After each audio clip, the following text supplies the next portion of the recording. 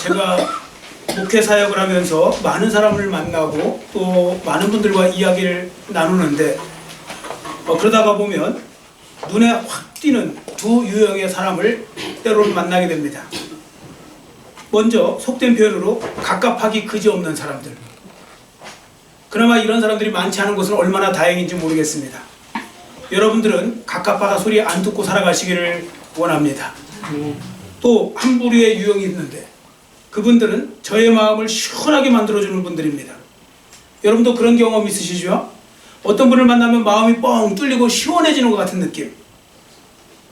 여러분도 남의 마음을 좀 시원하게 드리는 그런 삶을 사셨으면 좋겠습니다. 그렇게 살아가시기를 축원합니다. 아멘. 물론 사람에게만 그러시면 안 됩니다. 왜냐하면 우리에게는 또 다른 존재, 우리가 더 시원하게 해드려야 될 또 다른 존재가 우리에게 계시기 때문입니다. 그분은 우리 하나님 아버지, 그리고 우리의 구주 예수 그리스도이십니다. 여러분, 한 번 사는 인생인데 기왕이면 하나님의 마음을 좀 시원하게 드리는 그런 인생이 되시기를 축원합니다. 아멘. 자, 그럼 어떻게 해야 하나님의 마음을 시원하게 드릴까? 어떻게 해야 하나님의 마음을 깝깝하게 만들지 않고 시원하게 드릴까? 성경에는 그 답을 가르쳐 줍니다. 자, 앞에 보시고 잠언서 25장 13절 같이 읽겠습니다. 충성된 사자는 그를 보낸 이에게 마치 추수하는 날에 얼음 냉수 같아서 능히 그 주인의 마음을 시원하게 하느니라. 아멘. 여러분들도 이런 경험 있으시잖아요. 여름에 정말 덥고 땀 흘리고 정말 힘들고 막 목이 타고 막 그런데 그때 시원한 냉수 한 잔 먹으면 얼마나 시원합니까? 맛있잖아요. 시원하고. 자, 그런 인생 되라고 했는데, 그럼 그런 인생이 되려면 어떤 사람이냐? 충성된 자가 그러한 인생을 살 수 있다는 겁니다. 충성된 자는 그를 보낸 이에게 마치 추수하는 날에 얼음 냉수 같다고 말씀하고 있기 때문이죠. 자, 그러면 우리가 주님 앞에 충성된 삶을 사셔야 되는데, 충성된 삶을 살기 위해서는 우리는 어떻게 해야 될까요? 또 무엇을 준비해야 될까요? 또 무엇을 갖추어야 될까요? 자, 그 부분을 오늘 본문의 말씀을 통하여서 그 답을 찾아보려고 합니다. 자, 본문에 보시면 소제라는 제사가 나오는데 이 소제라는 이 단어에, 이 제사에 그 답이 들어 있습니다. 물론 여러분은 제가 이렇게 말씀드리면 고개를 갸웃거리는 분이 있을 거예요. 일단 당장 소제가 뭔지를 몰라서요. 소제는 청소한다는 뜻인가? 뭐 소제한다, 뭐 제거한다는 뜻인가? 그거 아닌 거 아실 거고요. 일단 그건 아니고요. 또 소제가 제사인 줄을 좀 성경 공부를 하신 분은 아실 거예요. 근데 소제가 충성하고 또 무슨 상관이 있을까? 이렇게 또 생각되셔서 고개를 갸웃거리는 분도 계실 겁니다. 자, 지금부터 왜 소제라는 제사가 하나님께 충성을 다짐하는 제사가 되었는지 그 이유를 우리가 한번 살펴보도록 하겠습니다. 자, 먼저 여러분들 소제가 무엇인지를 말씀드리려고 하는데 구약에 여러분들 5대 제사 있죠? 자, 구약에 5대 제사가 있습니다. 5가지 제사, 대표적인 5대 제사 한번 말씀해 보세요. 5대 제사가 뭐가 있죠? 예, 번제. 예, 그 다음에 화목제, 속죄제, 그거랑 좀 비슷한 속건제, 그리고 지금 말씀드린 소제예요. 이게 5대 제사거든요. 그럼 거기에 다 이유가 있어요. 여러분, 번제는 헌신을 다짐할 때 드리는 거예요. 헌신, 나를 드리는 거예요. 하나님 앞에 헌신 다 태워드리는 거죠. 헌신, 번제는 헌신, 속죄자와 속건제는 죄를 지었을 때 그 죄를 용서를 구하면서 회개할 때 어떻게 보면 필요한 제사가 속죄제, 속건제거든요. 그리고 화목제는 하나님과의 화목을 위해서 드리는 제사예요. 그러니까 친교의 제사라고도 해요, 이걸. 자, 그런데 그 중에 하나가 이제 소제가 있어요. 근데 이 소제는 특별한 제사예요. 왜 그러냐면 나머지 4제사는 짐승을 잡아서 드리는 거예요. 짐승을 잡아서 짐승의 피를 흘려서 드리는 제사라면 소제는 곡식 제사예요. 곡식으로 드리는 제사라고요. 밀가루, 또 보리가루, 이렇게 곡식으로 드리는 제사인데요. 자, 그래서 이 소제의 의미를 조금 더 말씀드리면 소제가 히브리어로 민하라고 하거든요. 민하. 무슨 뜻이냐면 존경, 감사, 성실, 뭐 이런 걸 표현할 때 쓰는 단어예요. 그러면서 예물, 선물이라는 단어도 있고요. 또 중요한 단어가 하나 있습니다. 그게 바로 뭐냐면 충성을 맹세한다는 뜻이에요. 충성.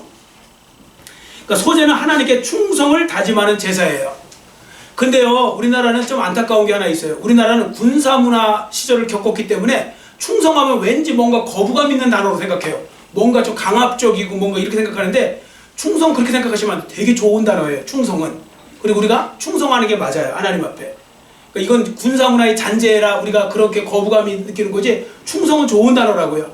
가운데 그 중자에다가 마음 심자잖아요. 마음이 가운데로 모이는 거예요. 그 대상으로 딱 모이는데 우리가 하나님 앞에 그러한 태도로 살아가야 된다는 거죠. 충성. 자, 그러면 소제가 충성을 의미하는 제사라고 했는데, 그런 의미에서 그러면 우리가 소제를 통해서 우리가 충성한 자, 충성된 자가 되기 위해서 무엇을 준비하고 무엇을 해야 될지를 보겠습니다. 자, 이제 소제의 절차를 보시면 돼요. 자, 먼저 소제는요, 뭘로 드리냐면 고운 가루로 드려요. 자, 1절 말씀 우리 한번 같이 읽겠습니다. 1절 같이 읽습니다. 누구든지 소제의 예물을 여호와께 드리려거든 고운 가루로 예물을 삼아 그 위에 기름을 붓고 또 그 위에 유향을 놓아. 아멘. 고운 가루는 보리를, 밀을 곱게 빻아갖고 가루를 낸 걸 말합니다. 이걸 소레트라고, 히브리어로 소레트라고 하는데 그 가루로 드리는 거예요. 그러니까 여기서 여러분들 아셔야 됩니다. 하나님은 밀알, 보리알 그대로 받지 않으세요. 그러니까 예를 들어 익히지 않은 보리알, 밀알, 그리고 깨어지지 않고 가루가 되어 있지 않는 그 자체로는 받지 않으세요. 보리와 밀로 드리는 건 맞는데 그 센 것으로, 날 것으로 드리는 것이 아니라 그것을 갖다가 가루로 만들고 익히고 찌고 굽고 그래서 드리는 거예요. 자, 그래서 4절 보세요. 본문 4절에 보시면 소제를 화덕에 구워야 된다고 그랬죠. 화덕 피자, 고급 피자는 화덕 피자 뭐 이렇게 하잖아요. 화덕에 구워야 되고, 5절에 보시면 소제를 철판에 붙이는 거예요. 뭐 철판에 이제 굽는 거든지 어쨌든 뭐 철판. 자, 그 다음에 7절에 보세요. 냄비에 삶아요. 그러니까 한마디로 결론은 뭐예요? 센 것으로 드리는 게 아니에요. 우리가 밀, 보리, 그래서 그걸 센 걸로 알갱이째 드리는 게 아니라고요. 뭐 자루에 있는 그 담아있는 밀을 한 바가지 퍼다가 예물로 드리는 게 아니에요.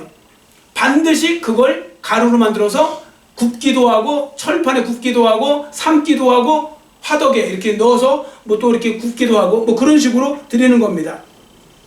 자, 그리고 밀가루를 만들고 보리가루를 만들기 위해서 뭘 해야 됩니까? 맷돌에 갈아야 되겠죠. 갈는 과정. 그 다음에 체에다 걸러야 돼요. 자, 그러면 이것이 주는 영적 의미는 뭐냐면, 성도들이 하나님 앞에 충성된 삶을 살고 싶잖아요. 이제라도. 그러면 제일 먼저 해야 될 건 자기 자신이 부서지는 경험을 해야 된다는 겁니다. 깨지고 부서지는 경험을 하셔야 됩니다. 그래서 우리가 왜 찬양한 그런 복음서가 있잖아요. 부서져야 하리, 뭐 깨져야 하리 하는데, 여러분 자꾸 남을 깨려고 하지 말고 남을 부수려고 하지 말고 여러분들이 부서지는 은혜가 함께 하시기를 축원합니다. 아멘. 내가 나를 부셔야 됩니다. 나의 고집 덩어리를 부시고, 나의 교만 덩어리가 깨어지고, 나의 욕심과 탐욕 덩어리가 깨어지고, 그래서 없앨 것은 없애야 하고 부숴야 될 것은 부숴야 우리가 하나님이 인정하시는 충성된 자로 살 수 있는 거예요. 그러니까 하나님은 가루를 통해서 드리는 거지 센 것으로 원하지 않는다는 거죠. 아, 우리 건축할 때도 그렇잖아요. 여러분 건축할 때 여러분들 그 왜 그 세멘트와 뭘 섞습니까? 옛날에 뭐 모래 섞잖아요. 지금은 다 기계가 있어도 얼마나 좋아요. 근데 옛날에는 왜 그냥 일반 가정집 지으면 다 체에다 걸르고 그러잖아요. 나중에 모래가 다 들어가는 게 아니에요. 체에다 걸러갖고 고운 가루를 내갖고 그걸 세멘트랑 섞고 뭐 그래서 이제 건축을 하는 거 아닙니까? 그때 안 깨진 모래알갱이들은 뭐예요? 버려져요. 그건 버려지는 거예요. 하나님 앞에서도 우리가 깨어지지 않으면 아무리 여러분이 밀이고 보리고 해도 소용없어요. 쓰임받지 못해요. 충성된 자가 될 수 없어요. 그 충성된 자가 되려면 여러분과 제가 먼저 깨지는 과정이 필요한 거예요. 그래서 하나님이 우리는 때로는 환경을 통하여 상황을 통하여 우리를 자꾸 깨실 때가 있어요. 부술 때가 있다고요. 그때 잘 부서져야 됩니다. 그때 빨리 부서져야 빨리 깨져야 우리가 또 쓰임받을 수 있고 그런 것이죠. 자, 그런 부분들 속에서 날마다 우리는 하나님의, 그러면 우리가 이제 하나님 안에 깨어져야 되는데, 그럼 여기서 채는 뭘까요? 채.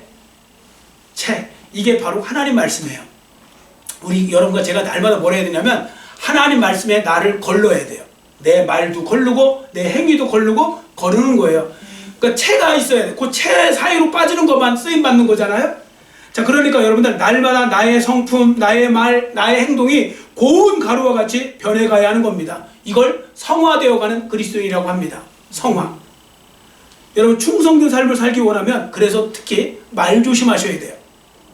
잘못하다가 열심히 일했는데 결국은 보니까 상처만 더 많이 줘요. 그럼 어떤 현상이 생기겠습니까? 그래서 나중에 실컷, 그러니까 저는 안타까운 것이 봉사하는 분들이나 또 교회에서 열심히 일하는 분들 중에 다 말로 닦아먹어요. 열심히 일해놓고 그 나중에 말로 상처 주는 게 더 많아요. 그럼 이거 뭐 너무 안타깝잖아요. 그래서 우리가 말조심, 이런 상황에서 우리가 조심조심해야 될 게 많고요. 날마다 내가 이 말을 해도 되는 건지, 이 행동을 해도 되는 건지 하나님의 말씀에 채 걸러갖고 그렇게 살아가시면 됩니다. 그래야 그게 고운 가루가 되는 그런 인생이 되는 거죠. 자, 그 다음에 소재가 되려면요, 소재에다가 기름을 부어요. 기름을 섞어서 드리는 거예요.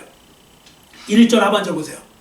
1절 하반절을 보시면 소재에 기름을 부어야 된다고 그랬죠. 기름을 붓습니다. 자, 4절에도 보세요. 4절에 화덕에 구워서 드려지는 소재도 고운 가루에 뭘 섞어요? 기름을 섞죠. 자, 여러분, 여기서 말하는 기름은 무엇을 의미하는 것일까요? 여러분들 성경에서 기름하면 딱 떠올려야 될 거 100%는 아니에요. 그러나 대부분은 기름하면 딱 떠올리는 거, 기름이 상징하는 것이 무엇일까요? 어떤 분들도 식용유 이런 거 떠올리시고 그러는 거 아니겠죠? 자, 뭐가 떠올라야 돼요? 성령.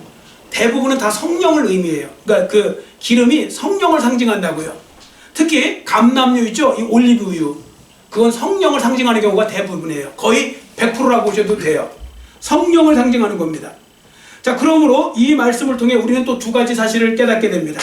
첫 번째, 예배와 관련해서는요, 이런 거예요. 하나님이 기뻐하시는 예배는 성령으로 드리는 예배라고요. 성령으로 드리는 예배. 그러니까 여러분과 제가 해야 될 일은 뭐냐면, 여러분들이 예배 드리러 또 오시기 전에도 여러분 오늘 이 예배에 성령의 기름 부으심이 있게 해달라고 기도하고 오세요? 오시는 분만 한번 아멘 해보세요. 생각보다 많으시네요? 그렇게 하고 오셔야 돼요. 하나님, 오늘 예배에 성령의 기름 부음이 있게 하옵소서. 그 예배가 신령한 예배가 되거든요. 그러려면 누구를 위해서 제일 많이 기도하셔야 돼요? 저를 위해서 제일 많이 기도하셔야 돼요. 제가 예배를 인도하는 거잖아요. 설교도 준비해야 되잖아요. 그러니까 여러분들이 저가 성령 충만해서 예배를 잘 인도할 수 있도록 많이 기도해 주시기를 축원합니다. 제일 답답한 분, 목사를 위해서 기도 한 번 안 하고서 맨날 뭐 비판할 것만 비판하고 있으면 그것도 안타까운 일이에요. 여러분, 저를 위해서 기도를 많이 해주셔야 돼요. 성령의 인도함을 받는 그런 어떤 예배가 될 수 있도록 성령의 기름 부으심 있는 예배가 되어야 되고요. 또 하나는 이 말씀을 통해 성령의 기름을 붓는다는 건 뭐냐면 내가 성령의 사람이 되어야 된다는 뜻도 됩니다. 성령의 사람. 자, 로마서 8장 9절 앞에 보시고 같이 읽겠습니다.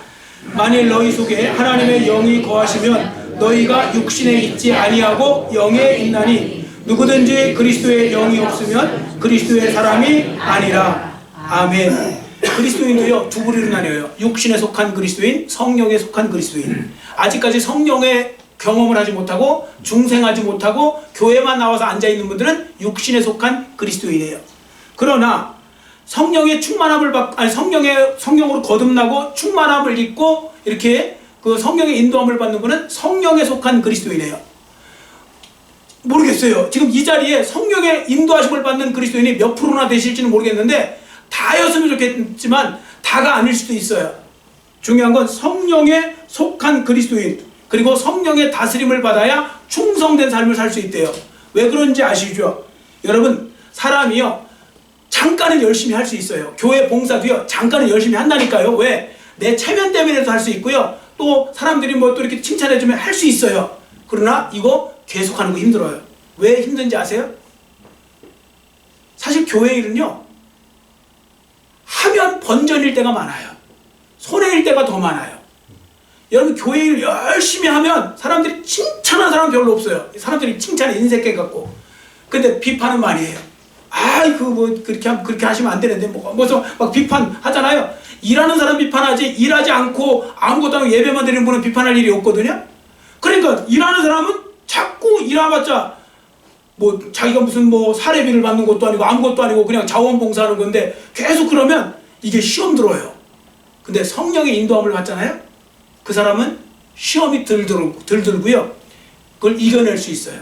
왜 그러냐면 내가 하는 건 하나님 보고 하는 거지 사람 보고 하는 거 아니라는 걸 그걸 알기 때문에 그래요. 사람 보고 하면요, 시험 들 거 많아요. 목사인 저도 마찬가지예요. 저는요, 하나님이 저에게 주신 사명이라고 생각하고 지금 하는 것이지, 그 인간적으로 다 그런 거 따지면요, 실망스러운 것도 많고요, 뭐 진짜 뭐 그래요. 그런 거 많아요. 사람이 살다 보면. 그런데 그렇게 하면 안 되는 거예요. 성령의 인도함을 따라서 우리가 살아갈 때 우리는 끝까지 충성할 수 있는 거예요. 그래서 성령의 사람이 필요한 거예요.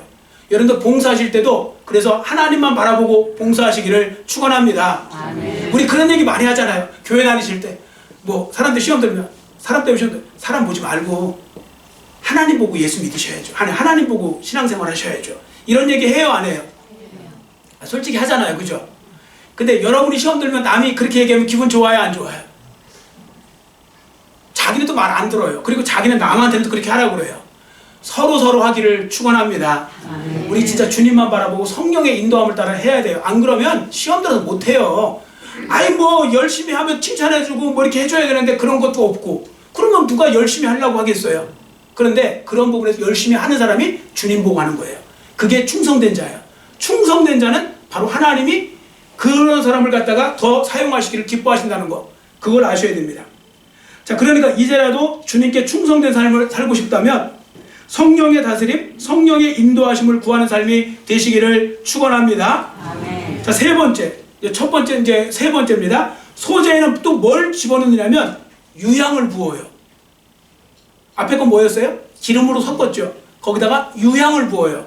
자, 1절 하반절을 보세요. 1절 하반절을 보시면 고운 가루로 예물을 삼아 그 위에 기름을 붓고 또 그 위에 뭘로 와요? 유향을 놓았다고 그랬죠. 여러분, 소재물 내용 중에 유향이 또 꼭 들어가는데, 유향이 뭐냐면 감람나무가에 있는 그 어떤 그런 거기 나무에서 채취한 향이에요. 굉장히 향기로운 거예요, 유향. 그래서 그걸 소재 드릴 때 드리면요, 하나님이 나중에 받으실 때 그 향기로운 냄새를 받는다는 거예요. 자, 2절 끝부분에 보세요. 2절 끝부분에 여호와께 향기로운 냄새니라. 이게 유향 때문에 그래요. 유향. 향기로운 냄새. 그러면 유향이 뭘까요? 여러분, 유향이 뭐예요? 성경에서 유향은 또 뭘 상징할 때 많이 나와요? 유향. 기도예요. 기도. 구약이나 신약에 보면요, 요한계시록 구약에도 많은 곳에 보시면 유향은 기도와 연관돼서 나와요. 자, 한번 예를 들어서 읽어볼까요? 앞에 보시고 시편 141편 2절 같이 읽습니다. 나의 기도가 주의 앞에 분향함과 같이 되며 나의 손드는 것이 저녁제사같이 되게 하소서. 아멘. 기도와 분향을 지금 연결시키고 있죠. 나의 기도가 주의 앞에, 주의 앞은 구약의 성소에 있는 그 지성소에 있는 법궤를 말하는 겁니다. 그리고 분향함은 그 지성소 앞에 그 커튼 앞에 그 분향단이 있었거든요. 거기다 향을 피웠어요. 그걸 말하는 겁니다. 그러면서 그것이 기도, 나의 기도가 분향함과 같이 된다, 이런 말처럼 기도와 분향함을 연결을 시켜요. 요한계시록 5장 8장 같은 데도 보시면 그 성도들의 기도가 향연과 함께 올라간다고 그랬거든요, 하나님 앞에. 그래서 여하튼 이 분향하고 이 유향, 이건 기도랑 연결시켜서 보시면 됩니다. 그럼 우리는 또 두 가지 사실을 깨닫게 되겠죠. 첫 번째는 뭐냐면 예배에 관련해서는 기도가 반드시 필요한 거예요. 여러분, 예배의 순서 중에 이것저것 골고루 이렇게 어떤 경우는 교회마다 조금 다를 거예요. 기도가 빠지는 교회 보셨습니까? 기도가 빠지는 예배는 없어요. 예배에는 무조건 기도가 들어가는 겁니다. 기도는 무조건 들어가는 겁니다. 자, 그 다음에 우리가 이제 이걸 우리 이제 사람으로 따진다면 주님 앞에 충성스러운 사람이 되려면 반드시 어떤 사람이 돼요? 기도의 사람이 되어야 돼요. 앞에는 어떤 사람이 된다고 그랬습니까? 성령의 사람. 지금은 기도의 사람. 그럼 왜 기도의 사람이 하나님 앞에 충성하는 삶을 살 수 있을까요? 요거요, 이해가 딱 금방 안 되시는 분들은 누군가를 위해서 충성을 제대로 한 번도 안 해보신 분이에요. 이거 충성해 보신 분은 금방 무슨 뜻인지 알아요. 여러분, 충성한다는 말은 뭐예요? 내가 모시고, 내가 어쨌든 믿는, 아니면 내가 어쨌든 그 연관되어 있는 내가 충성하는 대상이 있을 거 아니에요? 그 대상을 위해서 그 존재의 뜻을 위해서 목숨 걸고 최선을 다하는 게 충성하는 거 아니에요? 그 뜻을 이뤄나가는 게 충성이죠. 자, 그러려면 성도들이 누구에게 충성해요? 우리는 하나님께 충성하는 거잖아요. 하나님께. 그러면 충성하려면 하나님의 뜻을 알아야 되죠. 뜻을 알려면 제일 좋은 방법은 뭐가 있어요? 말씀과 기도, 두 가지밖에 없어요. 그래서 말씀과 기도를 하면 여러분들, 하나님이 여러분들에게 뜻을 보여주시죠. 근데 어떤 분들은 훈련이 전혀 안 돼갖고요, 하나님 뜻을 못 알아먹어요. 기도하면서도. 왜 못 알아듣시는지 아세요? 훈련이 너무 안 돼 있어요. 그럼 왜 훈련이 안 되느냐면, 기도하면 맨날 자기 구할 것만 구해요. 혹시 여기 그러신 분도 혹시 있지 않으세요? 기도 시작 그러면 하나님 주시옵소서 하면서 뭐 맨날 뭘 달래요. 뭐 이렇게 맨날 염치도 없이 맨날 달라고만 하고 있어요. 여러분, 기도는 간구하는 시간 필요해요. 달라고 할 수 있어요. 당연히 기도에는 간구라는 내용이 있으니까. 그러나 더 많은 시간은 뭐예요? 하나님의 뜻을 듣는 시간이 되어야 돼요. 기도하면서, 하나님, 오늘 제가 하루를 어떻게 살면 될까요? 저를 향한 하나님의 뜻은 무엇입니까? 오늘은 제가 어떤 사람을 만나려고 하는데 하나님은 제가 어떤 말을 하기를 원하십니까? 어떻게 지금 살기를 원하십니까? 어떻게 판단하기를 원하십니까? 이런 식으로 자꾸 하나님의 뜻을 묻는 시간이 기도 시간이 되셔야 하거든요. 그 기도는요, 쌍방통행이에요. 근데 자꾸 일방통행이에요. 기도 시작 그러면 하나님 주시옵소서. 그리고 끝나면 가요. 하나님 나도 좀 얘기 좀 하자. 내일 봬요. 그래서 또 간다고요. 아니, 기도를 다 이런 식으로 해버려요. 기도를. 그러니 하나님의 뜻을 알 수가 없으니까 맨날 30년 50년 신앙생활에도 똑같죠. 바뀌는 게 없어요, 사람이. 왜? 맨날 내 욕심만 구하다가 끝났으니까요. 여러분, 기도는 하나님 앞에 뜻을 구하는 시간이에요. 그래서 기도를 통해 하나님의 뜻을 구하고 그 뜻대로 나아갈 때 그 삶이 하나님께 충성된 삶이 되는 거예요. 그래서 기도는 유향과 같고, 유향은 기도, 기도는 중요한 것입니다. 자, 네 번째 소재는요, 거기다 또 뭘 치냐면 소금을 쳐요. 소금. 13절, 우리가 읽지 않은 본문 13절을 그럼 같이 읽겠습니다. 13절 같이 읽습니다. 내 모든 소재물에 소금을 치라. 내 하나님의 언약의 소금을 내 소재에 빼지 못할지니 내 모든 예물에 소금을 드릴지니라. 아멘. 모든 예물, 모든 제사, 모든 제사물에 소금을 치래요. 그만큼 소금이 중요한 거예요. 반드시 쳐야 돼요. 왜 그러냐면 소금이 불변의 언약을 상징하거든요. 변하지 않는 거, 불변의 언약. 자, 소금이 음식에 부패하는 것을 막아줘서 그러고, 소금 자체가 썩지는 않잖아요. 그래서 소금은 불변의 언약을 상징할 때 많이 사용되어집니다.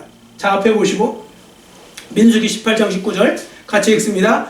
이스라엘 자손이 여호와께 거제로 드리는 모든 성물은 내가 영구한 복세 음식으로 너와 내 자녀에게 주노니 이는 여호와 앞에 너와 내 후손에게 영원한 소금 언약이니라. 아멘. 소금 언약이라고 그랬죠. 언약이, 소금 언약은 불변하지 않는다는 뜻이에요.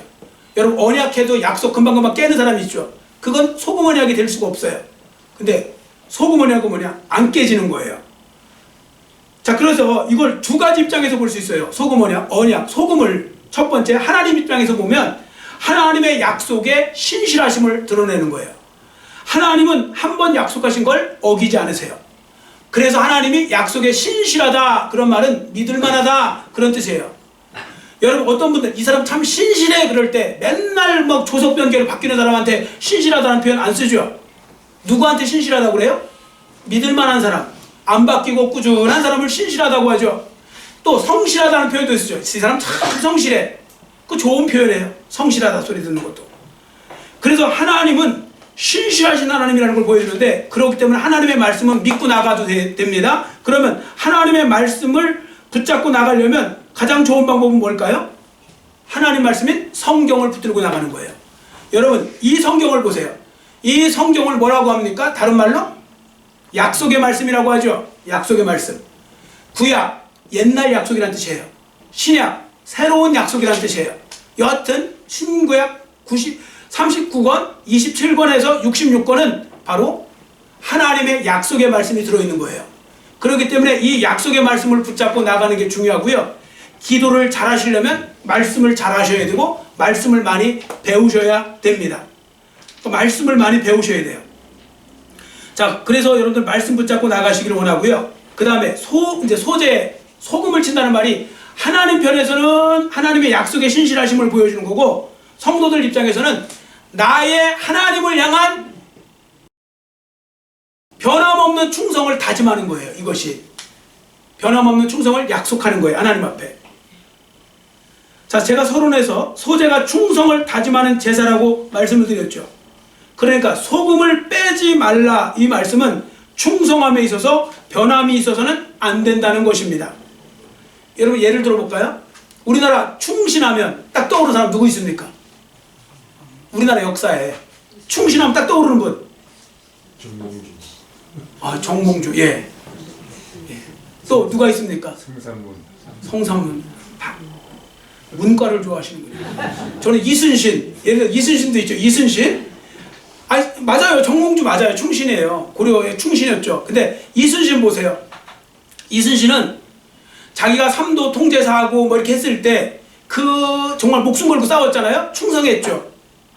그런데 나중에 원균을 비롯해서 억울한 누명 쓰고 쫓겨났잖아요. 그리고 나중에 다 관직 박탈당하고 심지어 감옥까지 들어갔죠. 그랬는데 나중에 너무 이제 뭐 그 원균이가 7천년 해전에서 다 부셔먹고 이제 나라가 망하게 생겼으니까 이제는 이제 그때서야 손 내밀어 갖고 이순신을 다시 이렇게 이끌어냈을 때 그때 뭐라고 그랬습니까? 자기가 백의종군, 나는 병사로서도 똑같은 마음을 갖고 싸우겠다. 나는 백의종군으로 싸우고 싶다 그랬어요. 그냥 나는 일반 병사로라도 가서 싸우고 싶다. 자, 여러분 같으면 이렇게 합니까 안 합니까? 아, 솔직히 말씀해보세요. 여러분 같으면 이렇게 해요 안 해요? 망해버려라.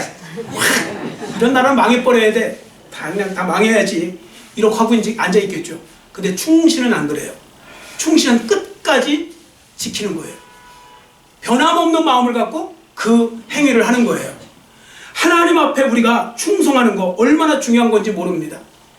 여러분 초대교회 중에 제가 떠오르는 분이 서문학교의 감독이었던 폴리갑 그 교부가 있어요. 이분은 155년도 주 155년도에 그 유명한 교부였는데 그 당시에 서만화 지방에 기독교가 얼마나 핍박을 받았는지 기독교를 화형에 처해서 죽였어요.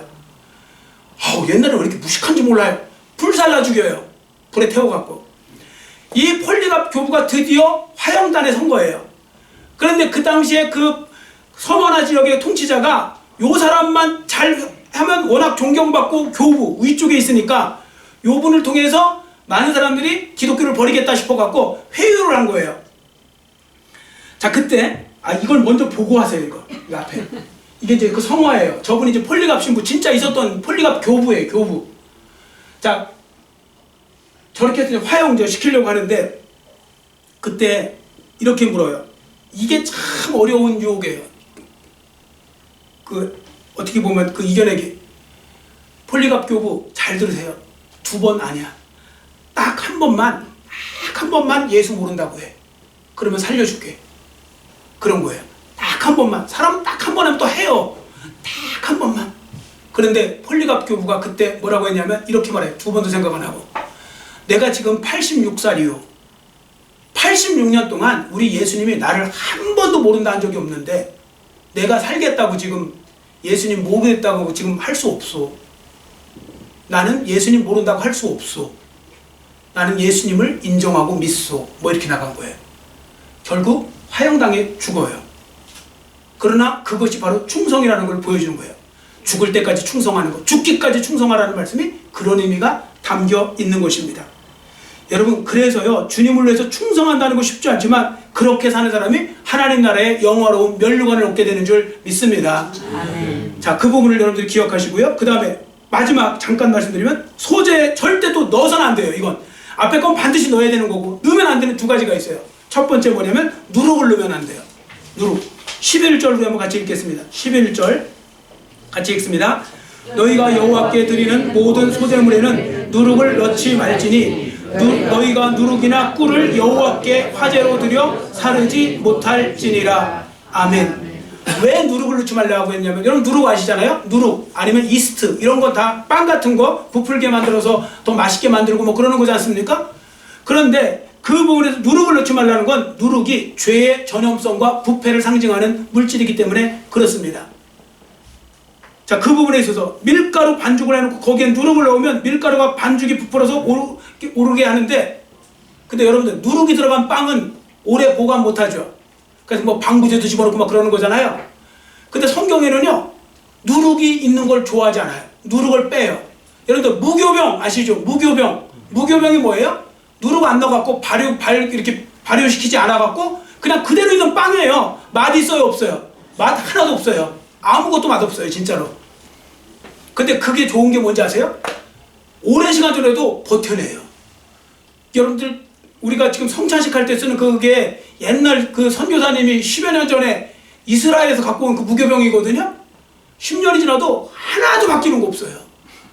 여러분 여러분 빵 10년 더 보세요. 어떻게 되겠나. 죄의 전염성과 부패를 나타내는 거예요. 자, 그래서 그걸 하지 말라고 성경은 말씀하고 있는 거죠. 그러니까 누룩을 넣지 말라는 말은 죄를 제거하라는 뜻이에요. 충성된 자가 되려면요, 죄 짓는 걸 즐거워하는 사람은 충성된 자가 될 수가 없어요. 왜냐면 하나님은 죄를 미워하시는 분인데, 죄를 미워하시는 분 앞에 죄를 좋아하는 사람이 충성한다, 말도 안 되는 거죠. 만약에 죄를 즐기는 사람이 나는 충성하고 있다면 그 주인은 분명히 마귀일 거예요. 맨날 거짓말하고 죄 짓고 이걸 밥 먹듯이 하는 사람 있죠. 그러니까 입만 열면 다 양심도 없이, 하나도 양심도 없이 그냥 거짓말을 다 하고 있는 사람들, 그런 사람들은 마귀가 주인일 거예요. 하나님의 자녀들은 그렇게 살면 안 돼요. 하나님의 자녀들은. 자, 그 다음에 소재에 넣지 말아야 될 것 또 한 가지가 있어요. 그게 뭐냐면 꿀이에요. 꿀. 11절에 누룩과 꿀을 넣지 말라고 그랬죠. 그 뒤에 꿀. 왜 꿀을 넣으면 안 되냐? 꿀이 세상 쾌락을 말해요. 세상 즐거움, 세상 쾌락. 세상을 사랑하는 것이 꿀을 상징합니다. 여러분 한번 질문을 드려볼게요. 하나님이 더 좋으십니까? 세상의 즐거움이 더 좋으십니까? 아, 왜 나는 하나님이라고 왜 대답을 못하세요? 또 이것 좀 몇 분 대답할 줄 알았는데 대답 안 하시네. 하나님이 더 좋으십니까? 세상의 즐거움이 더 좋으십니까? 대답하지 마세요. 그러니까 걔 또 죄 짓지 마시고요. 혹시 이 말씀 다 나는 하나님이 더 좋을까? 세상의 즐거움이 더 좋을까? 하다가 속이 갑자기 뜨끔해 주시는 분들은 이 말씀을 읽으시면 돼요. 자, 앞에 보시고 더 뜨끔하시라고. 야고보서 4장 4절 같이 읽습니다. 가늠한 여인들아, 세상과 겉된 것이 하나님과 원수됨을 알지 못하느냐? 그런즉 누구든지 세상과 벗이 되고자 하는 자는 스스로 하나님과 원수되는 것이니라. 아멘. 여러분, 여기서 말하는 세상은 단지 이 월드라고 쓸 때 이 세상을 말하는 건 아니에요. 이걸 말하는 게 아니고, 이 세상이 물론 있긴 있어요. 그게 뭐냐면 그 하나님을 대적하고 하나님의 뜻을 거스르고 하는데 앞장서는 문화, 사람들 뭐 그런 거 있잖아요. 그런 것들이 세상이에요. 우상, 쾌락 이런 것들, 하나님을 섬기게 만드는데 방해가 되는 그 모든 세상 세력들이 그게 바로 세상이에요. 그걸 세상이라고 성경에서 말하는 거예요. 그래서 그런 거랑 여러분들이 어울리시면 하나님을 원수 삼는 거랑 똑같대요. 그래서 여러분들이 세상을 대적하고 그러니까 그리스도를 대적하고 하나님을 대적하는 사람들 조심해야 되고, 문화도 조심해야 되고, 어떤 쾌락도 조심하셔야 되고, 조심하셔야 돼요.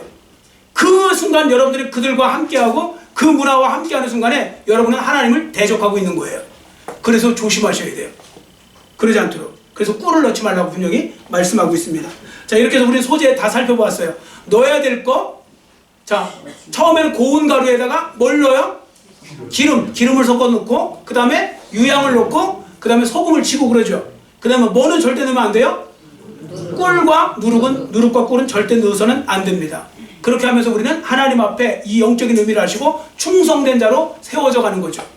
여러분, 저도 마찬가지고 나머지 인생 속에 제대로 소재와 같이 여러분들이 바꿔나가셔서 하나님 앞에 잘 쓰임받는 하나님의 자녀들 모두가 되시기를 간절히 빌고 원합니다. 아멘. 기도하겠습니다. 사랑의 하나님 아버지, 감사합니다.